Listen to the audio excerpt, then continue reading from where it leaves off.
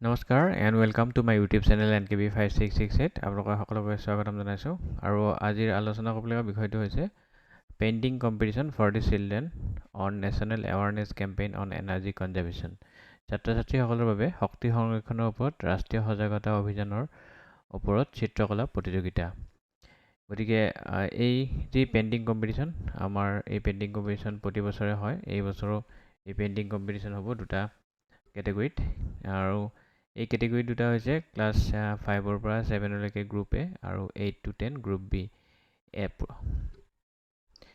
এই কম্পিটিশ্যনত সকলো প্ৰভিঞ্চিয়েলাইজ LP ME হাইস্কুল হাই ছেকেণ্ডাৰী যিবিলাক বিদ্যালয়ত ক্লাছ 5ৰ পৰা 10লৈকে ক্লাছসমূহ আছে তেওঁলোকে এই কম্পিটিশ্যনত পাৰ্টিচিপেট কৰিব পাৰিব গতিকে কি আছে এই ভিডিঅ'টোত আমি জনাৰ আগতে মই আপোনালোকক সকলোকে অনুৰোধ জনাম যাতে মোৰ ইউটিউব চেনেল NKB5668 আপোনালোকে ছাবস্ক্ৰাইব কৰক ভিডিঅ'সমূহ শ্বেয়াৰ কৰিব আৰু ভিডিঅ' চাই কেনেকুৱা পালে কমেণ্ট কৰি জনাবলৈ নাপাহৰিব প্ৰথমতে মই যিখন মিছন ডাইৰেক্টৰৰ পৰা লেটাৰ আহিছে তাৰ এই লেটাৰখন আপোনালোকক ইয়াতে জনাব বিচাৰিছোঁ painting competition for school children on national awareness campaign on energy conservation Sir, Madam, with reference to the subject cited above, I am to inform you that, like previous years, this year also Ministry of Power, Government of India is going to organize painting competition on energy conservation among the school students at school level under Group A, Class 5 to Class 7, and Group B, Class 8 to Class 10. You are therefore requested to instruct all government provincialized schools under your jurisdiction to participate in the competition. The guideline along with methodology of painting competition is enclosed herewith. For any further clarification in this regard, you may contact with Sri P.C. Bhagavati, Consultant, Power Grid, mobile number 70021294946.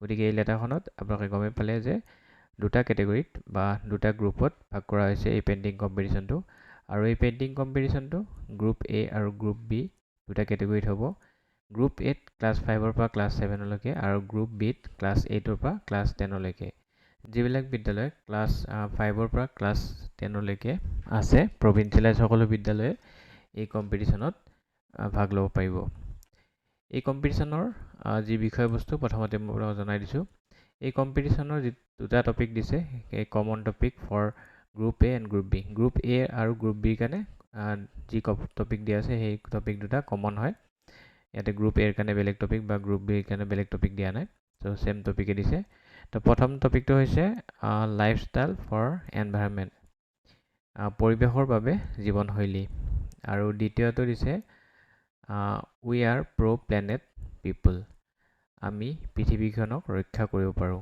গতিকে এই দুটা টপিকৰ ওপৰত যিকোনো এটা topic বাছনি কৰি পেলাই ছাত্ৰ ছাত্ৰীসকলে স্কুল লেভেল যি পেইণ্টিং কম্পিটিশ্যন সেই পেইণ্টিং কম্পিটিশ্যনত তেওঁলোকে পাৰ্টিচিপেট কৰিব পাৰিব আৰু লগতে এটা কথা কৈ দিওঁ যে যি পেইণ্টিং কম্পিটিশ্যনত ছাত্ৰ ছাত্ৰীসকলে পাৰ্টিচিপেট কৰিব তেওঁলোকে সেই পেইণ্টিংবিলাকৰ পিছফালে এখন পেপাৰ লগাব লাগিব বা পিছফালে লিখি দিব লাগিব Annexure 1 The back page of the painting should be carry the following information school গতিকে ছাত্ৰ ছাত্ৰীসকলে তেওঁলোকৰ নিজৰ ইনফৰমেশ্যনসমূহ এই পেইণ্টিং তেওঁলোকে যি পেইণ্টিং আঁকিব সেই পেইণ্টিঙত তেওঁলোকে পিছফালে লগাই দিব লাগিব ইয়াতে লিখা আছে নেম অফ ষ্টুডেণ্টজনৰ নাম দিব লাগিব ফাদাৰ চাবলিক মাদাৰ্ছ নেম মাক বা দেউতাকৰ নাম দিব লাগিব টেলিফোন নাম্বাৰ বা মোবাইল নাম্বাৰ মাক দেউতাকৰ মোবাইল নাম্বাৰটো দিব লাগিব ষ্টেণ্ডাৰ্ড কোন ক্লাছত পঢ়ি আছে ছাত্ৰ ছাত্ৰীজনে ইয়াতে উল্লেখ কৰিব লাগিব লগতে roll number school name and postal address স্কুলখনৰ বা বিদ্যালয়খনৰ নাম আৰু ইয়াৰ যিটো পোষ্টেল এড্ৰেছ সেই পোষ্টেল এড্ৰেছটো ইয়াতে লিখিব লাগিব লগতে স্কুল লোকেশ্যন আৰবান নে ৰুৰেল এইটো মেনশ্যন কৰি দিব লাগিব ইয়াৰ পিছত স্কুল মোবাইল নাম্বাৰ দিব লাগিব বা টেলিফোন নাম্বাৰ দিব লাগিব লগতে email ID of the school আৰু পেৰেণ্টৰ ইমেইল ID ইয়াতে যদি আছে সন্নিৱিষ্ট কৰিব লাগিব এতিয়া আহিছোঁ যি পেইণ্টিং কম্পিটিশ্যন হ'ব পেইণ্টিং কম্পিটিশ্যন কেতিয়া ভিতৰত পাতিব লাগিব ইয়াতে যিখন ডিষ্ট্ৰিক্ট লেভেলৰ পৰা লেটাৰ ইছ্যু হৈছে ৰেফাৰেঞ্চ দিছে MD লেটাৰ ৰেফাৰেঞ্চ গতিকে লেটাৰখন স্পষ্টকৈ লিখা আছে যে you are therefore requested to organize this said competition in all government provincialized school under your jurisdiction on 3rd October 2023 গতিকে অহা 3 অক্টোবৰ দিনাখন এই কম্পিটিশ্যনটো যিবিলাক গভৰ্ণমেণ্ট প্ৰভিঞ্চিয়েল স্কুল আৰু যিবিলাক বিদ্যালয়ত ক্লাছ 5 পৰা ক্লাছ 10 লৈকে আছে তেওঁলোকে এই কম্পিটিশ্যনসমূহ পাতিবলৈ সেই বিদ্যালয়সমূহক পাতিবলৈ নিৰ্দেশ দিয়া হৈছে।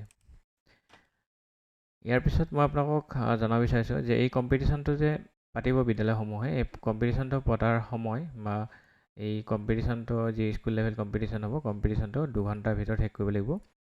পাৰ্টিচিপেণ্টসকলে 2 ঘণ্টাৰ ভিতৰত তেওঁলোকৰ পেইণ্টিংখিনি কৰিব লাগিব আৰু এই সকলো ব্যৱস্থা স্কুল লেভেলত হেডমাষ্টাৰ বা প্ৰিন্সিপালে অৰ্গেনাইজ কৰিব।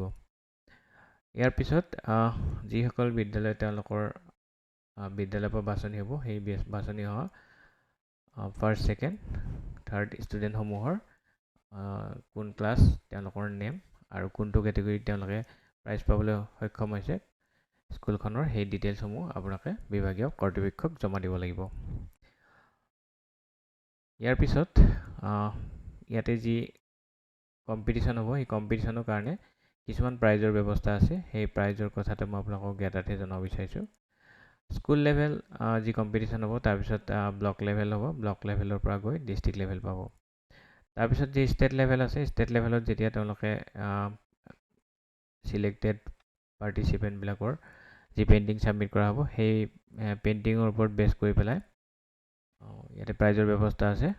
প্ৰথম প্ৰাইজটো হৈছে 50,000 টকা, ছেকেণ্ড প্ৰাইজটো 30,000, 30,000 টকা, থাৰ্ড প্ৰাইজ আছে 20,000 টকা আৰু 10টা প্ৰাইজ দিয়া হ'ব এপ্ৰিচিয়েশ্যনৰ কাৰণে আৰু সেই 10টা প্ৰাইজৰ 7,500 টকাকৈ প্ৰতিজনকে দিয়া হ'ব। গতিকে ষ্টেট লেভেলত যদি তেওঁলোকে বঁটা পাবলৈ সক্ষম হয়, তেতিয়াহ'লে তেওঁলোকে এইখিনি টকা পুৰস্কাৰ হিচাপত লাভ কৰিব।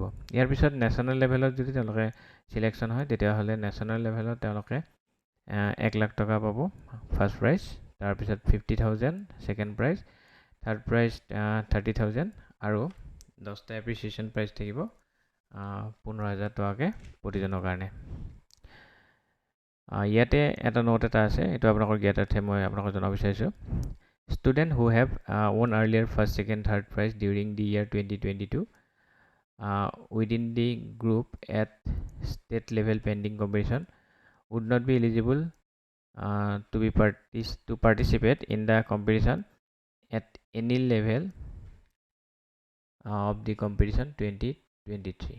গতিকে যিসকলে ফাৰ্ষ্ট, ছেকেণ্ড, থাৰ্ড 2022 চনত যদি তেওঁলোকে এটা গ্ৰুপত পাইছে, গতিকে তেওঁলোকে সেই গ্ৰুপটোত 2023 চনত তেওঁলোকে পাৰ্টিচিপেট কৰিব নোৱাৰিব।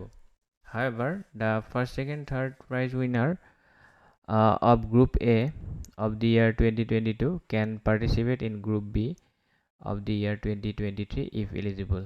যদি গ্ৰুপ এৰ আণ্ডাৰত তেওঁলোকে প্ৰাইজ পাইছে ষ্টেট লেভেল, তেতিয়াহ'লে তেওঁলোকে যদি এলিজিবল হয়, তেতিয়াহ'লে তেওঁলোকে গ্ৰুপ বিত পাৰ্টিচিপেট কৰিব পাৰিব। নেক্সট ইয়াতে আছে painting selected at school level, state level and national level would be solo properly of BEE, which will have the right to use it for any purpose it considered appropriate. গতিকে পেইণ্টিংসমূহ যেতিয়া select হ'ব, সেই selected পেইণ্টিংসমূহ তেওঁলোকে যিকোনো পাৰ্পাছত ব্যৱহাৰ কৰিব পাৰিব বুলি ইয়াতে লিখা আছে। The decision of the jury expert committee at the level of the painting competition will be final and no correspondence shall be entertained. গতিকে এক্সপাৰ্ট বা জুৰীয়ে যিটো সিদ্ধান্ত ল'ব, সেইটোৱে চূড়ান্ত সিদ্ধান্ত বুলি ইয়াতে ইয়াতে জনাইছে। For complete detail of the competition or any query, school may contact the respective nodal officer of the state.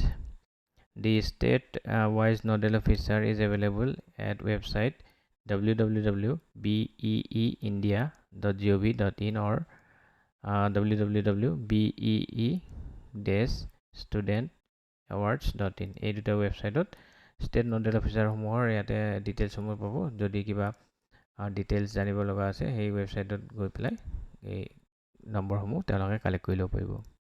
গতিকে এইখিনি আছিলে আপোনালোকক জনাবলগীয়া বিষয়বস্তু। আপোনালোকে আশা কৰিছোঁ প্ৰতিখন বিদ্যালয়ৰ পৰা যথেষ্ট সংখ্যক ছাত্ৰ ছাত্ৰীয়ে পাৰ্টিচিপেট কৰিব আৰু পাৰ্টিচিপেট কৰা ছাত্ৰ ছাত্ৰীসমূহৰ পৰা বাছনি কৰা যিখিনি ষ্টুডেণ্ট বাছনি কৰা হ'ব সেইখিনি বিভাগীয় কৰ্তৃপক্ষক আপোনালোকে জমা দিব লাগিব। আৰু মই আগতেও জনাইছিলোঁ যে ক্লাছ 5 to 7 গ্ৰুপ এ আৰু ক্লাছ 8 to 10 গ্ৰুপ বি। আৰু এই কম্পিটিশ্যনটো অহা 3 অক্টোবৰত পাতিবৰ কাৰণে ডিষ্ট্ৰিক্ট জিলা পৰ্যায়ৰ পৰা নিৰ্দেশনা দিয়া হৈছে। আৰু ইয়াতে আকৌ এবাৰ জনাই দিছোঁ, কমন টপিক দুটা হৈছে জীৱন, পৰিৱেশৰ বাবে জীৱনশৈলী, আমি পৃথিৱীখনক ৰক্ষা কৰিব পাৰোঁ। এই দুটা টপিকৰ ওপৰত যিকোনো এটা টপিক তেওঁলোকে চিলেক্ট কৰিব লাগিব। আৰু লগতে বেক ছাইডত এইখন যিখন Annexure 1 আছে এইখন তেওঁলোকে ইয়াতে লগাই দিব লাগিব। আজিৰ বিষয়বস্তু এইখিনি আছিলে, আপোনালোকৰ জ্ঞাতাৰ্থে এইখিনি জনালোঁ। আপোনালোকে আশা কৰিছোঁ কথাখিনি বুজি পাইছে। যদি কিবা দিবলৈ অসুবিধা হৈছে মোক কমেণ্ট কৰি জনাব, মই আপোনালোকক সহায় কৰিবলৈ চেষ্টা কৰিম। লগতে মোৰ এনেকুৱা ইনফৰ্মেটিভ ভিডিঅ'সমূহ পাই থাকিবৰ কাৰণে মোৰ ইউটিউব চেনেল NKB5668 ছাবস্ক্ৰাইব কৰিবলৈ নাপাহৰিব। ভিডিঅ'সমূহ শ্বেয়াৰ কৰিব আৰু কমেণ্ট কৰি জনাব ভিডিঅ'টো চাই কেনেকুৱা পালে। গতিকে আজিলৈ সামৰিছোঁ। জয় হিন্দ, বন্দে মাতৰম।